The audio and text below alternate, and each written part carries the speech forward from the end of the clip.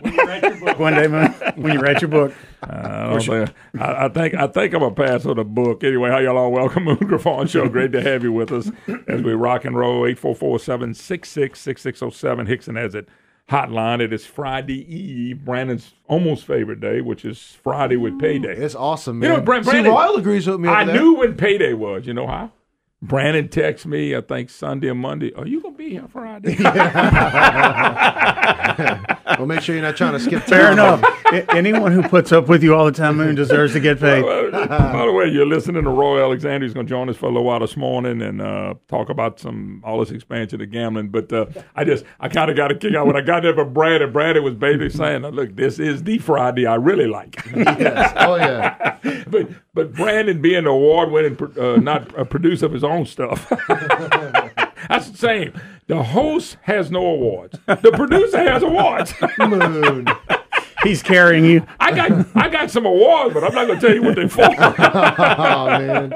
There's a lot of four-letter words that go along with my awards. I don't know about Brandon's, but and you wouldn't be laughing, Roy, if you didn't know me. Brandon wouldn't be laughing. Brandon knows me almost 4 years now, and he had to put up with me before them. Brandon was on talk radio. He's going, who the hell is this guy? So he's moving here, and you're going, oh, my God. I'm going to be broke. I'm losing my job. I tell Brandon this. He's got to at least admit he's had a lot of fun for the last 4 years. If nothing else. I knew on that first day doing the show, I was like, this is going to be something completely different than anything I've ever experienced broadcast. We invented the term nutting up. Yeah. Anyway, great to have you with us, folks. And as you know, I've been on it since the session came in, and Roy was here to help us out a little bit too. Roy is a lawyer by trade. I think he was the Secretary of State, Attorney General. Attorney General, 2007. 2007. Yes, it's been a while. Good memory. God have mercy. I can't believe it's been that long.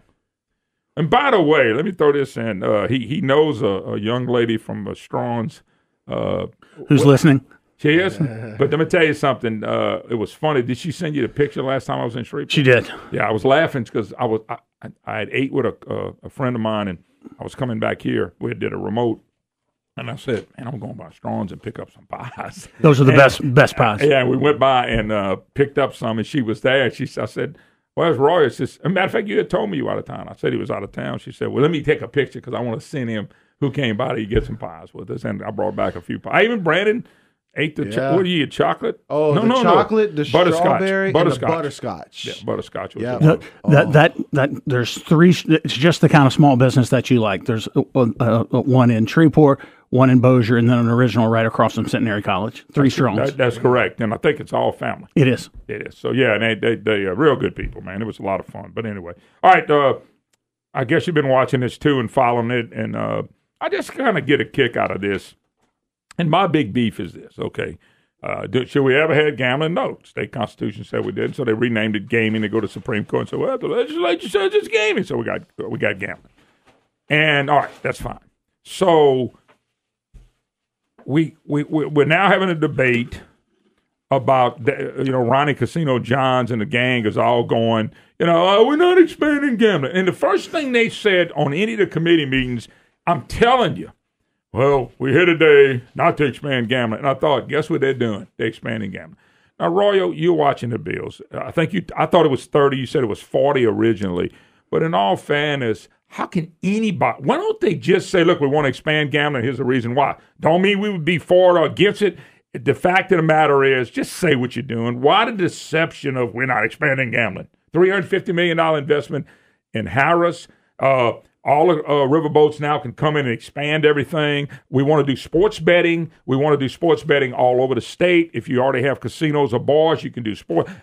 How's that not expanding gambling? Explain it to me. There's no common sense way to interpret the word expanding and for this not to be expanding gambling. In all of these things, here's one example, Moon. Up where I am, Shreveport Bossier, Diamond Jack's Casino has not done as well as all the other boats in the Shreveport Bossier area. So the thought is to move it to Tangipahoa. And the governor's for it, by the way. He is, and a number of people are, and the voters in Tangipahoa would vote on it. But my point is, there's not a boat in Tangipahoa now. They're supposed to all be on the water sailing. I'm going to tell you a story about the sailing thing in just a minute. But it's 100% increase in gambling, expansion of gambling in Tangipahoa, because they're taking that boat and putting it in if they do it. But why? Let me stop you right there. Because it's still unpopular. Why the deception of we're not expanding? Matter of fact, they've even admitted, Ronnie Casino Johns, Senator Casino, he admits it that, well, don't think you can't say it's expanding. I mean, Taylor Barra, I've supported Barra, I still do, but Taylor Barra, I think, introduced Harris. His first thing is we're not expanding gambling. I even saw our friend Gene Mills say, and I hope I read this wrong, he just made the comment, what, $350 million is really not expansion of gambling. And then he went on to say why he was against it, which is fine. So my question is, why? It is an expansion. I'm going to give you one example. They want to move from space, limiting 15,000. Here's just one example of one of the now. It started out with 40 gambling bills. Now they're down to about 10 that are serious. Now there's going to be in the same space, and you can see what a great artist I am, 15,000 square feet is what it is now, Moon. They're going to do away with the square feet and go to just individual spots where a gambler can stand. Well, you used to be limited by the 15,000 square feet. You're going to do away with that and now say in this, I should have made my square bigger. Well, nobody can see that. Thankfully. You see why I'm not an art major.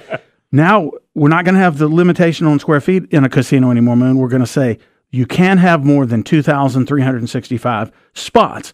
Well, that's more spots than the 15,000 square feet would allow. That alone is an expansion of gambling, Moon. Right there. That alone. So what I'm saying is... But are they saying that because most people who are not following this, let's just be blunt, they're not. There was a bigger beef against it than it is now because it's been there. People look at tax revenues, but how can they... Why the deception? Why not somebody like say, Casino Johns just go, hey, we expanded gambling. We think it's going to be great for the state. They're already talking about tax base and new taxes, which all that's been a bunch of bunk. Why don't they just do that and be honest? I just want some honesty with people in politics for once. Because most people understand, Moon, that you can't really build a strong economy on gambling. It's got to be built on oil and gas or agriculture or small business. Manufacturing. That's what manufacturing. Yeah. But you can't build it. But it seems like cheap, easy money. We're still several $100 million short in the budget. Maybe this will work. Maybe if we do sports betting and each parish approves it, we'll now have new bettors who've never bet on anything in their lives betting on sports. Of course, the U.S. Supreme Court has to decide its case. By the way, you made a good point. The expansion of gambling in this, everybody that's gambling is already gambling. Right. Okay. Now, if you expand it, you're really looking for new gamblers. You are. You're looking for new people to come up. With the invention, and Brandon may want to weigh in this, with the invention, Brandon, of fantasy football, is that not kind of a gambling, betting way of doing stuff? I'm not talking about total, Brandon, but I'm just saying somewhat. I'm just kind of wondering because... Of course, you asked me a question right when I started. Absolutely. You're award-winning. You get out of it. I got a mouthful of food. But you didn't think he ate all the time. Look at him. That's what he does. I'm hungry. That's what we brought. That's not what he brought. No, but what I'm saying is, with millennials, Brandon's a millennial, the younger guy than us. I just think it's ways you got to have more people to either gamble more or spread it out more. You do to make revenue. You can't just say, okay, we're going to have the same number of gamblers betting the same amount of money. They got to hope that this. And that's why I mentioned to Brandon the fantasy football because I think he plays. Uh-huh. I know Walker plays. Now Walker don't get the bet, but they do play with their buddies. So I'm just asking, is that kind of a way to ease people into maybe getting younger people into it? It could be. I mean, one thing that a lot of people that play fantasy football were upset about is because all across the country they have what's called DraftKings, where people can get in. FanDuel. And FanDuel, exactly. And they can get in and play that. But in Louisiana, I believe, is the only state that has an exception to that. So many people that are used to playing in fantasy football leagues for money, well, they want to go ahead and do that on FanDuel and DraftKings, but the state does not allow them to do that. So I do think that is another way to get to address that industry, but they are, because it's growing. They are saying we're one of the states that won't do that, so we need to be like everybody else. And again, there's a lot of people who will vote in their parish to allow fantasy sports to come in. They will. Oh no! Listen, people might be getting mad at you and me. I don't care if people gamble. I really don't. I think it's a horrible way to build your economy. I think poor states and uneducated states are really jump on something like this, and I think we're both of those right now. I just don't like the deception of, well, we're not expanding gambling. It's like Rob Shadwan, Representative Russell. I ain't raising tax. Dude votes for every single tax thing, but he ain't raising them. That's all. You two guys, y'all going. Moon's starting to How nut you up gonna now. grab that guy over there? You know, but you see my point. Why don't they come? Even though we might be against, why don't they just come and say, "Hey guys, we want to expand gambling. This is why." Because people generally understand. And again, no one wants to be on the other side of Louisiana Family Forum. It's very strong. Gene Mills is very strong and well thought of. And they just know, well, it's already here. It's just they're kind of contorting themselves. And maybe people do want more gambling, but what we're hearing, Moon, is the same thing we heard 22 years ago. Economic development. That money is never going to stay in Louisiana. It's true. There's some economic development because people go work on the boats, the people who do the gambling, the servers, but the main winnings leave the state. So we always hear, oh, it's going to be tremendous economic development, but and Moon, this is just to confirm a couple of other things. One of the bills is going to make the amount of fuel that has to be sold by a truck stop casino from 100,000 a month to 25,000 gallons a month. Mm-hmm. Well, that's going to be a standalone casino. Now they don't even have to meet that fuel requirement to operate their video poker. Will that expand somebody else that sells less fuel is maybe getting in? Yeah, that's right. But that's not expansion. That's not expansion. Okay. Here's another one. Go from 12 to 6 hours a day for the restaurant. Yeah. And keep the state police from overseeing the parking lot. So the state police will be out. Pull back. And again, that's less like truck stops and more like standalone casinos. And then I told you about the limits on gambling. Hold your thoughts, because we got to take a break. 844-766-6607. Hickson has a hotline. Roy Alexandria in. We'll be right back. Hi, y'all. Welcome back. Moon Griffon Show. Man, look, Brandon you can tell Brandon's been eating. We can get him something to drink, and I wouldn't offer anything. Anyway, 844-766-6607. Hickson has a hotline. I don't see any alcohol beverage in there, so we're okay. No. All righty. Roy Alexandria, my special guest. Gambling expansion is what we're talking about. My belief is that really simple. And going back to what I'm telling you, quit the charade. We're not expanding all that crazy stuff. Okay, people want to gamble. You can go gamble all you want to. All we're saying is economy-wise and all that stuff, don't quit saying it's not expansion. You just explained that it's a big expansion. It is. And Moon, I'm just going to touch on a couple more. There's just no way to stand there with a straight face and say it's not expanding. I'm not even arguing whether or not we already have gambling in Louisiana. My feeling is it's a terrible way to build a state economy, as we talked about. You've got to build it on things that are going to last, like what we have in our state. A lot of natural resources, oil and gas, agriculture, manufacturing, small business. Gambling is a mirage. It's like the wind. It's here one day and then it blows away. By the way, you realize, I know you know this, we had gambling long, the 1800s, early 1900s, whatever, and then we got rid of it. People had enough of it, and then here it came back. I don't think I remember that. If you go back and look at history, we used to have gambling in the state. But it was a long time ago. I'll tell you something interesting that's going on right now. Just let's focus on our only land-based casino right now, although there's a bill to change. That's the one in New Orleans. That's the one in New Orleans, Harrah's. And Harrah's is promising to, in exchange for a $300 million investment, it will build a 340-room hotel and add a food court, a nightclub, and other amenities right there down on, I guess that's on Canal Street. All of that is to bring new gamblers in. And sometimes what gets you in there, some of those boats do have really good restaurants, good steakhouses. There's other reasons to go on there, but what they're hoping is that's not where they make their money. They make their money when you just give it to them through gambling, because really, when you gamble, ultimately, you're going to lose. That's how they're able to build these huge buildings. The tables may not be technically stacked against you, but the odds are, and you're just going to lose money. But if you throw these things like free steak dinners, free hotel rooms, free concerts, that's going to get people into your casino. And then from there, they're hoping, why don't we just go gamble a little bit? Because that's giving money away. It's the only place where you just stand out there and give money away.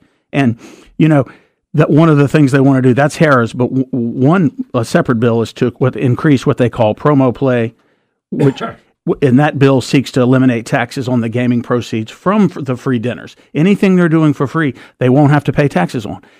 I promise you, if they don't, they're going to do more of it to get more people to come in, and once again, we have an expansion.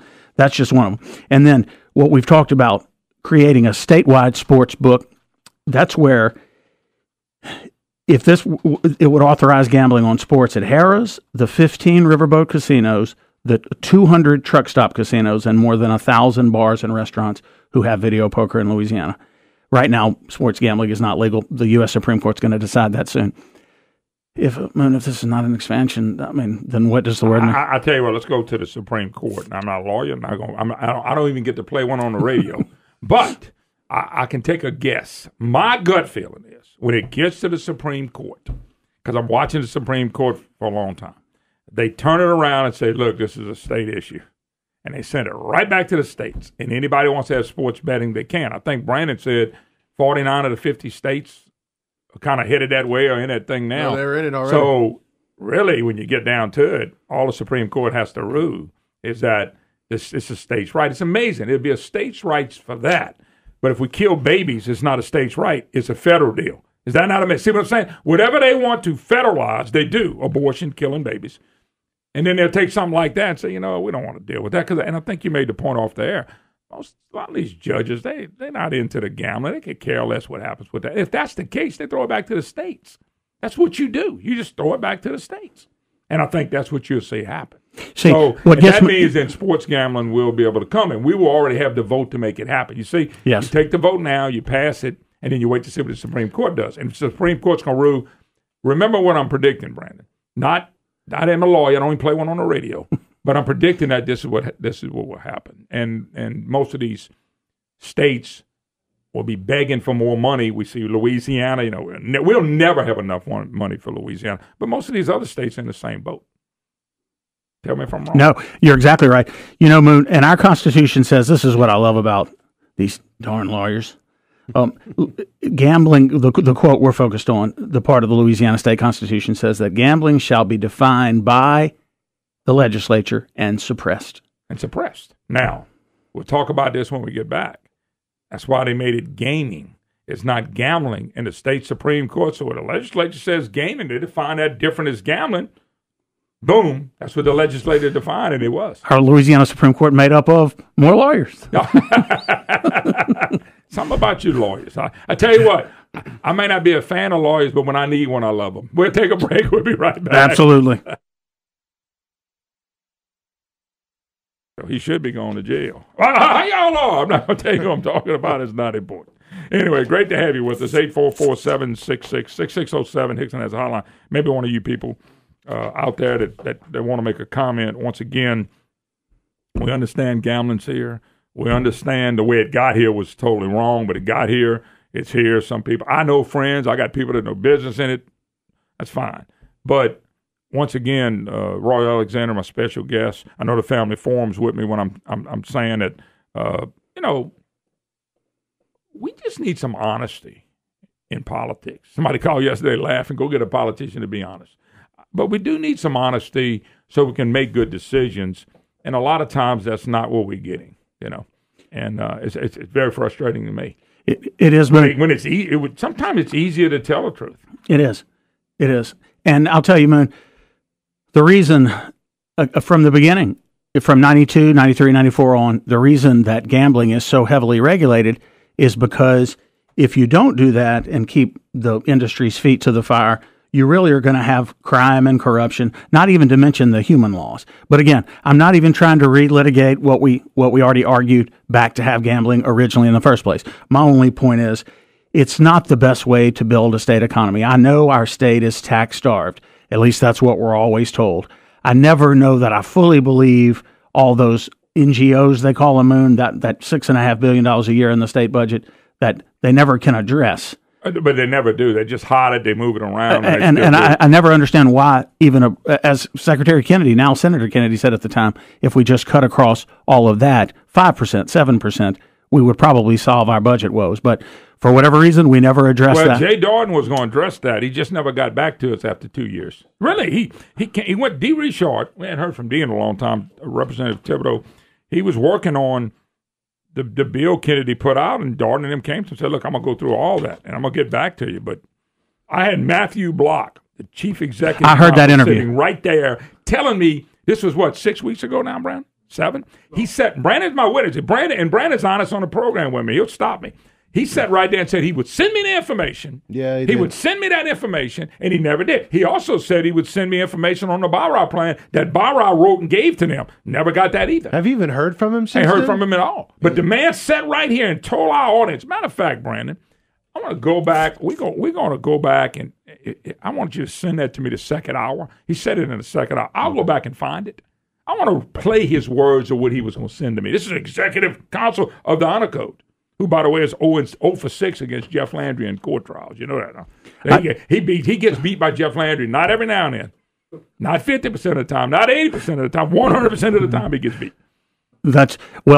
If that gets addressed, and I've never understood who receives all those contracts that maybe our elected officials are afraid to go, because that would solve our budget problems. We wouldn't need to rely on gambling. We wouldn't need to rely on a lot of things that we rely on. I just got this sent to me. Quote, CB Ferguson. CB didn't send this to me. Quote, CB, they're talking about gambling. Of course, they'll live by the will of the people. The most addictive people to gambling in Louisiana are local governments.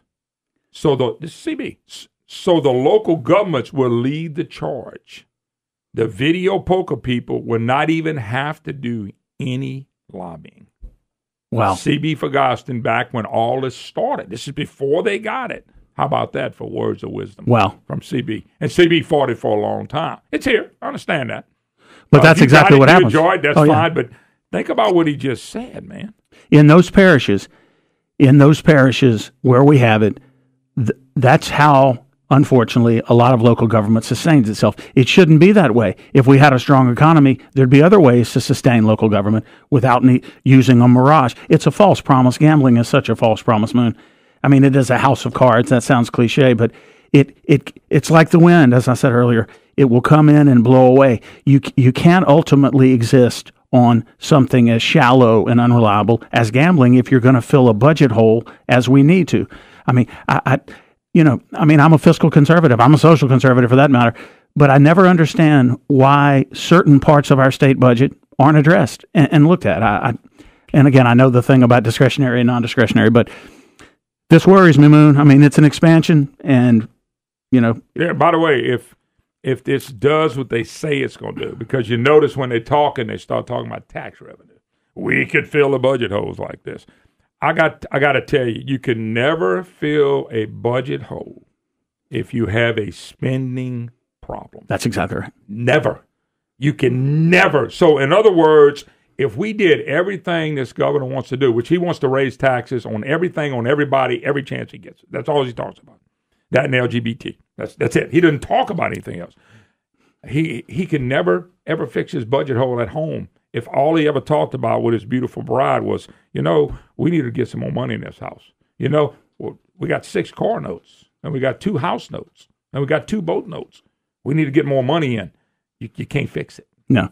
President Reagan used to say in his first term that huge tax cut, and he looked at it after a while. Huge amounts of revenues were coming in because, as we know, with this Trump tax cut, when you leave more... by the way, that was, they said it today, the income tax, record amount of money coming in. Right? That's what I'm saying. But Trump will say what President Reagan said, Moon, which is that it doesn't help if we get $4 into the Treasury if y'all going to spend 6. We get 4 in, you spend 6. We get 4 in, you spend 6. You just can't build an economy like that. And the best example is homes and businesses. If things aren't matching, we got to tighten up the belt. You have to make ends meet. The government never has to. It's not the government's resources. Jobless claims below 300,000, longest on record. Wow. Feds collect record individual income taxes through March. For you people in Balkanville, that was last month. Still run a $600 billion deficit. That's unbelievable. What I'm saying is you won't fix you can't catch the it. Federal government, and you won't fix the state government. I had a gentleman here the other day with the hospital. Very smart guy. I like him a lot. And he's fighting for what they want, and I understand all that. But their problem comes from depending on state government. Everybody that's dependent on state government is screwed. Number 2 is they like sending people out to talk about the doom and gloom. So the legislators will go, you know what, let's go and raise those taxes. But let me tell you, in a year or two, you have to raise them again. In a year or two, you're going to raise them again because they keep thinking there's a fix for what they have. And by the way, they're not addressing roads. They're not addressing unaccrued liability. All this stuff is adding up. Gambling is not going to fix it. We had it 20-some years, and we still have budget problems. They are convinced the Stelly tax cut that we got back. All we did was got our money back that they was swiping from us. They're convinced if they had that, none of this would have happened. And that's the biggest lie I've ever seen. They would have spent all that, too. They would have. You have to starve government at any level. You have to starve it. You have to starve it. And if you're an elected official, the pressure comes and you feel like the way to answer it is with another service. And lots of government services are needed, but many of them are not. And you cannot... You can't explain to a liberal moon that if you allow more capital to remain out of government through taxes and in the marketplace through tax cuts, like you just said, it's unbelievable. We in the early 80s, after the big Reagan tax cut, the same thing. And President Reagan made the comment, it doesn't matter if I bring $4 into the Treasury because of the tax cuts we had, if y'all going to spend $6. We'll never catch up. And so the structural needs that have to be addressed in our state don't seem to be getting addressed. We talked earlier about what the governor's legal counsel said, that, he would respond about those NGOs. There's a lot here to address in one show, but all I'm saying is, even Danny Martini said it to his credit. He was honest. He said, we need more revenues to fill our state budget. He did say that. And one of the places is, we don't want to raise taxes, so this may be an option. I appreciate his honesty. Yeah, but the thing about it is they do want to raise taxes and do this. They do. They don't want to do both. I mean, they want to do both. This is easier to swallow, quote unquote, for the fiscal conservatives over there, if we just have gambling, because that's a person's free will. Never mind that what you do with an addictive personality is, with all these new avenues, Moon, I've gone through, you're going to attract new gamblers, because no matter what you call it, expansion or not, the only way to grow the revenues that they want is to somehow, as you said earlier, or maybe we were off mic, bring more gamblers in, because they're not going to eat a steak or watch a concert. They want you to stand out on the gambling floor and just kind of pour your money out. All right, we'll take a break. One more segment. Go Roy Alexander, my special guest. Your calls are welcome. Hickson has a hotline when we get back.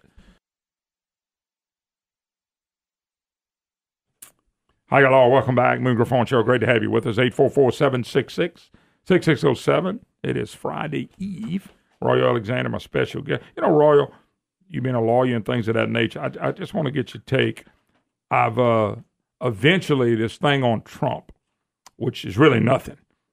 Collusion, we're not even talking about that. Russian, it's not even in the discussion. There's not any. And I know there's not. But what they've allowed with Mueller, by the way, the Senate's trying to bring up a bill now to protect Mueller.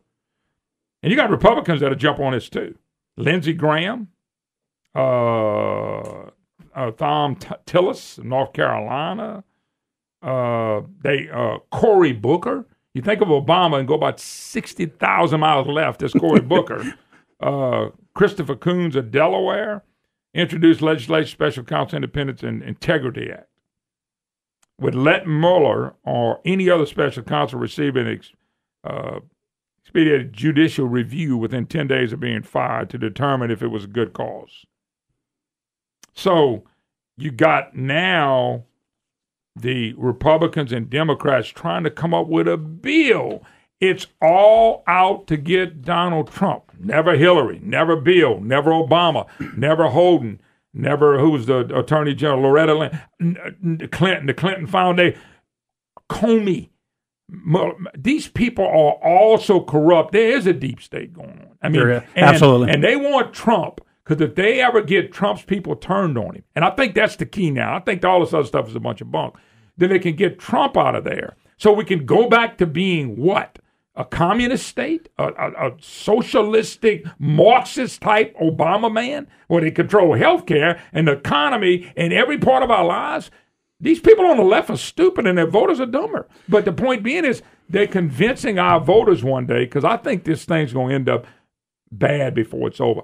And I'm starting to be, not that I'm upset with Trump, it's because it's going to be bad in the fact that people will start going, just get rid of it. I'm tired of all that. Like, he started all this, and he hadn't. The media, I mean, these people are lunatics. They really are. Just your thought, because from a lawyer standpoint of view, I got to think you're looking at this differently than me because you know a little bit more about the law than I do. A lot more, hopefully. I'm going to respond two things. Number one, you're exactly right. There is a deep state, Moon, and it's showing the American people that the fears and suspicions we've had all these years are actually true. Number two, if they try to do this, again, depending on the U.S. Supreme Court, I think there's a separation of powers problem, Moon.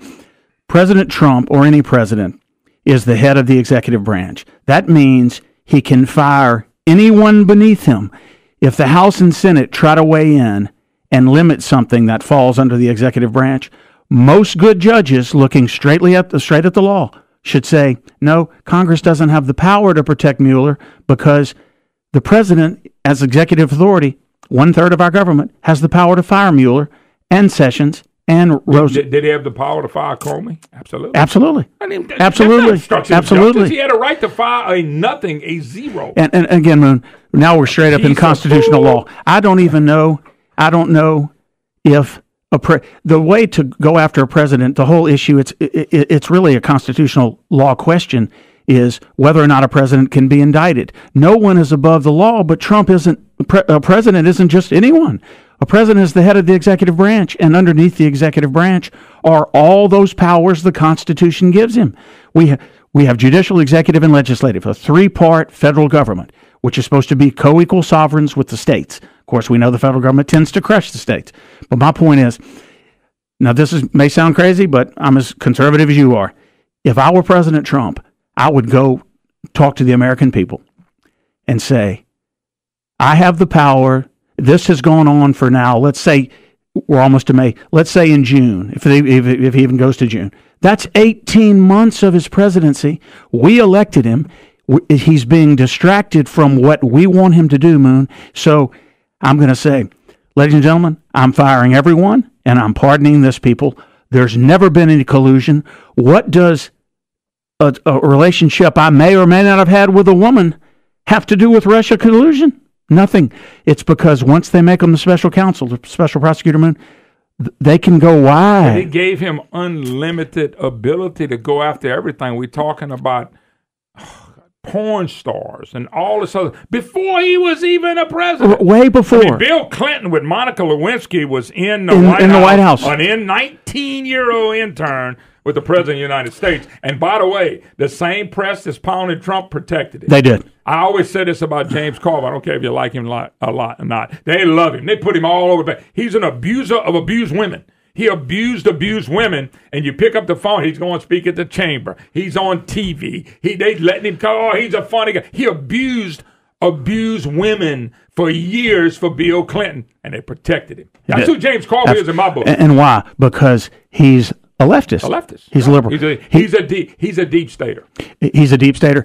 As long as they're doing what we want, we're going to protect them. That's why the Me Too movement, and I know there's women listening, and I want to be respectful of it. No woman should ever be harassed in that way. Never. But what I'm saying is it's harder to believe the movement when a lot of these national feminist organizations, their leaders were willing to overlook all of it for Ted Kennedy, for Bill Clinton, for other... Because they're political. They're not worried about the truth. They're worried about the political side. That's right. And the truth is, the American people are seeing this now, Moon. But if I were President Trump, I would do a Bloody Sunday. That's the press word for it. Moon, what they going to do if he does all that? Then they're going to be accusing him of all kind of stuff. Right. But the Constitution gives him the power. And Alan Dershowitz, I'm glad we came back to this. Alan Dershowitz is as liberal a person as there Absolutely. is. But he's been a constitutional law professor at Harvard for many years. I so respect him for calling it straight up. He has said, this is way beyond the norm, what's happening to President Trump. When you go raid his attorney's house, Moon, in the law practice, the attorney-client privilege is a sacred deal. But they didn't care about none of that. They raided it. All of it. And what if they would have raided Obama? Well, it'd have been racism. Oh, no. It'd been racism. Of course. Anything that was ever said about Obama was racism. And because it's all they got in the playbook.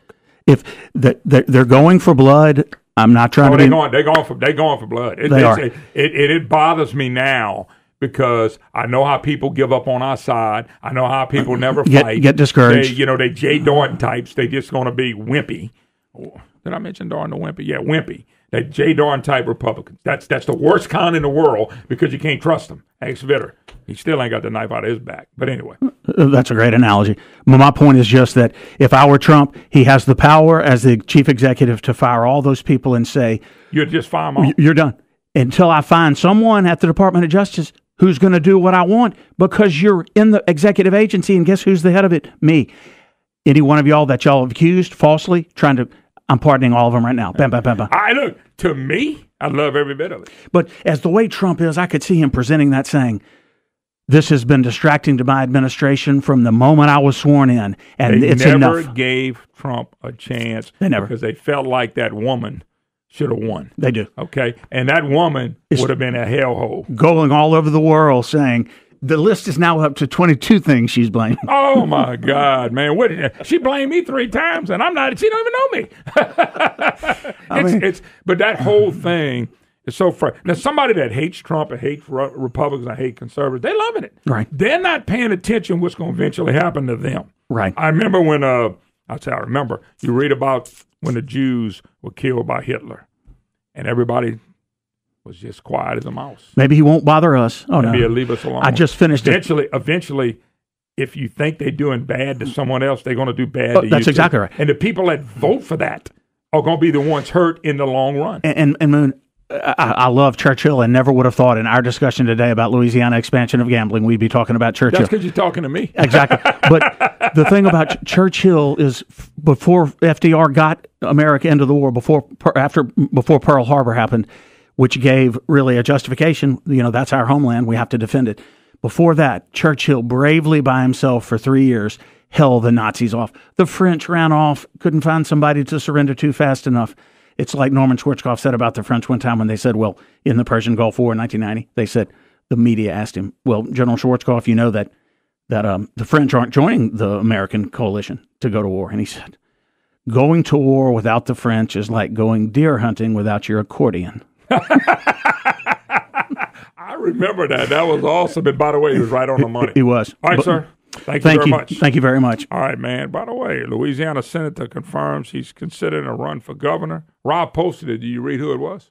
Well, John Kennedy. Oh, when he said Louisiana Senator, he didn't say Louisiana U.S. Senator.